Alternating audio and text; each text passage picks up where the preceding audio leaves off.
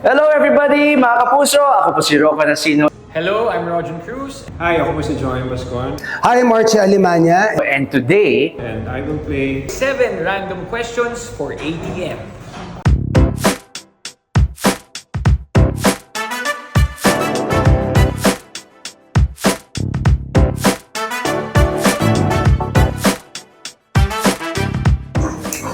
Anong una kong ginawa?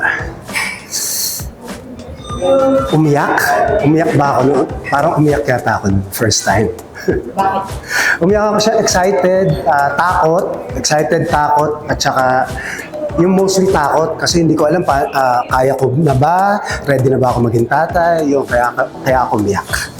oh, the first time na nalaman ko na magiging tatay na ako, nasa taping ako ng First Lady, and unfortunately, kailangan namin mag-lock in. So, syempre, na-miss ko yung pamilya ko, na-miss ko asawa ko, nag-isa ako doon. Nakakuha ko ng isang video call kung saan sinupresa ako ng asawa ko at pinakita niya yung 2 lines. Buti na lang, wala akong call nung araw na yon. Mag-isa lang ako sa resort. Dahil sumigaw ako ng napakalakas kasi masaya-masaya ako na magiging tatay na ako. Unang-unang ginawa ko, tinawagan ko yung family ko at nag-screen record ako para ma-save ko yung buong moment at ma-savor ko yung moment na yun. Oh, nung naging tatay na ako, unang scenario would be buying kids stuff, baby stuff. Nung nagsabi kami, nakapag-plan kami ni Meme to have a baby, ang unang-una namin pinuntahan, even though pandemic nung time na yun, so ang dami namin yung process na ginawa for us to go out. Ayun, bumili kami ng madaming gamit, mga cream, sabon, shampoo, hindi ko naman kailangan pero pinagbibili ko namin, pacifier, kung ano-ano na meron kami pero hindi namin nagamit yung iba. Pero yun, yung na-feel ko na, ay, tatay na ako, ito na yung mga binibili ko, hindi ko na binibili yung sapatos, hindi ko na binibili yung damit, kung ano-ano. Para sa akin yung first, parang hindi ko ma-explain yung feeling ko na sobrang happiness na hindi ko talaga alam kung ano yung mararamdaman mo, joy, and syempre medyo emotional kasi binigay ni Lord na answered prayer kasi humingi talaga ako na magkabibi kami ni Meme.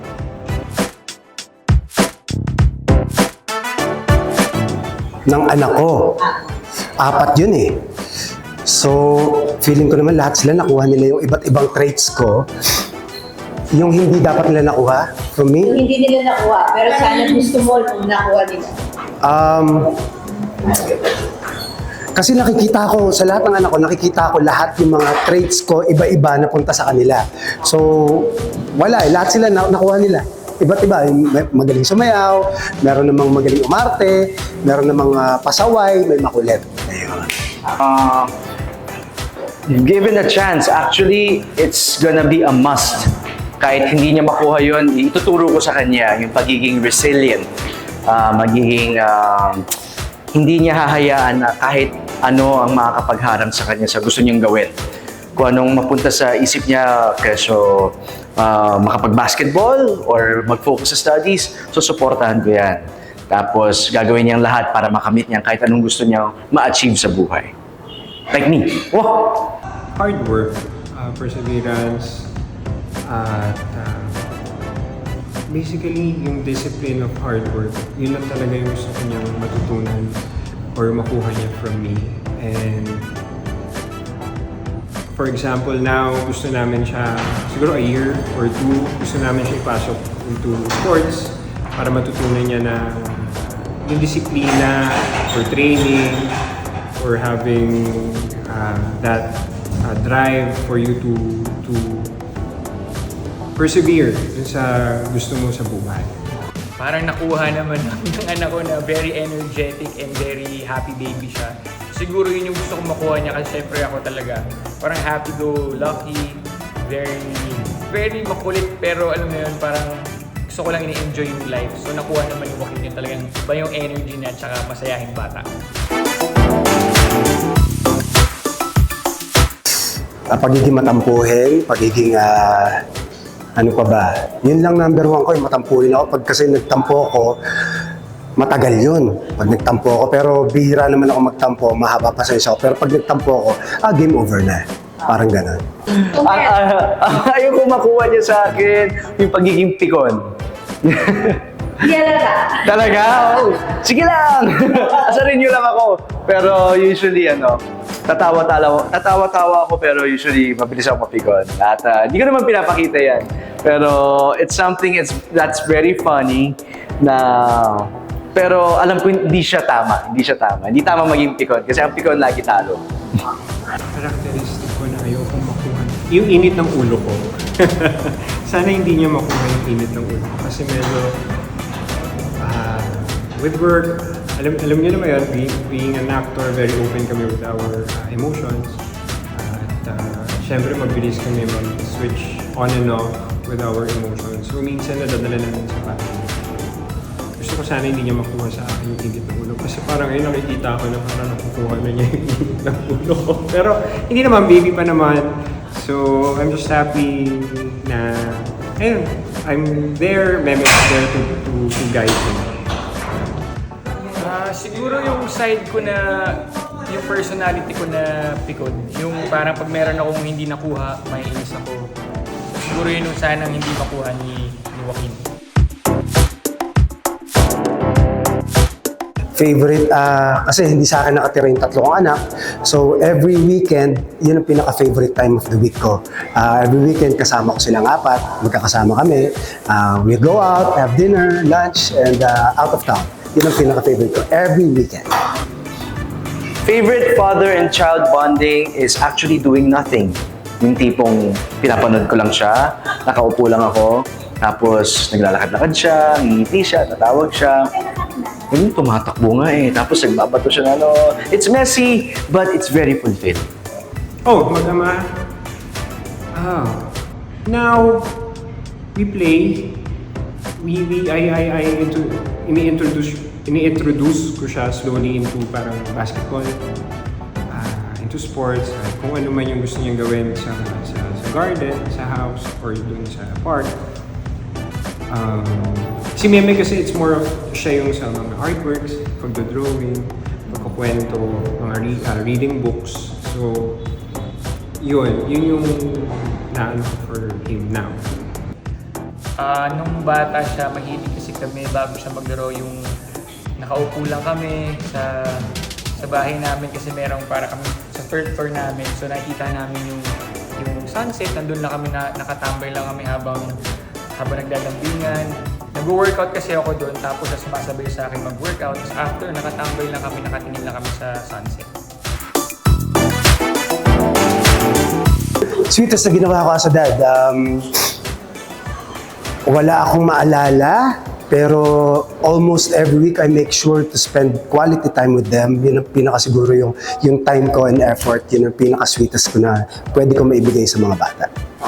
Sweetest na ginawa ko as a dad is every time na manggaling ako sa taping, kahit pagod na pagod, uuwi ako, hahalik ako sa anak ko at alagaan ko yan. Kahit magising yan in the middle of the night, kahit pagod na pagod, andun ako para humele sa kanya.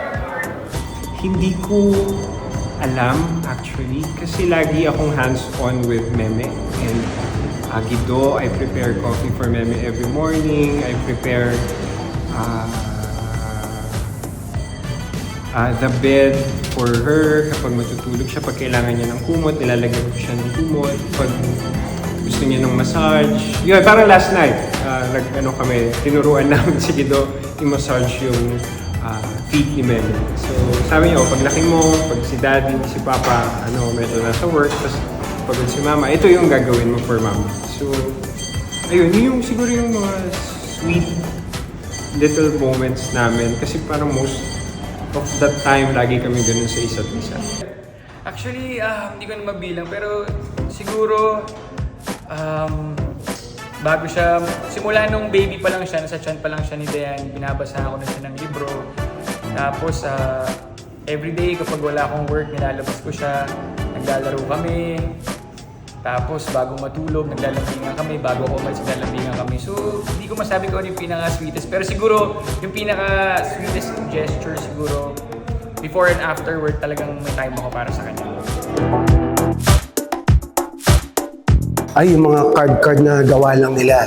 yun, doon, nagme-melt yung puso ko. Pag gawa nila, sinusulatan nila ako, yung gift na ganun, they insist on buying me stuff, pero sinasabi ko, gawan nyo na lang ako na sulat, happy na ako. Yesterday lang, first time niya mag-drawing sa isang papel. Niragaluhan siya ng aking asawa ng baby crayons. At inabot niya sa akin. Galing ako sa stairs kasi kakaligo ko lang. At inabot niya sa akin at may kasama pang explanation na for me, the cutest thing. I have the video. It's the cutest thing. Sige, for Meme, the sweetest thing, kasi nung bata, nung as in mga 1-year-old pa siya, pinupunta namin siya sa park, tapos bigla siyang tumakbo to mama. Kay mama niya, nasabi niya, Mama, flower, binigyan siya ng flower. So, ayun yung sweetest thing na ginawa na ako. Yung nagawa naman ng baby ko, for me, would be telling me I love you so much, Papa. Pag sa gabi, I miss you. Pag minsan, kasi pag pupunta ako ng work, lagi niya sinasabi, again, you're going out, you're going to work. Well, sasabihin ko, don't worry anak, I'll be home agad. So yun, pag naabutan ko sila na gising pa before mag-sleep, yun, lagi kami, not just me, even Meme, lagi kami sinasabihin, I miss you mama, I miss you papa, I love you so much. Ha? I love you so much, ha? Guwagan. Para sa akin, yung siguro yung first time na narinig ko galing sa kanya na I love you daddy. So, simula nun, nung ginawa ni Joaquin yun, every time na umalis ako ng bahay, hindi pwede na wala siyang I love you daddy. Tapos marami siyang kiss na binibigay sa akin bago ako umalis ng bahay, tsaka hinahug niya ako na sobrang higpit.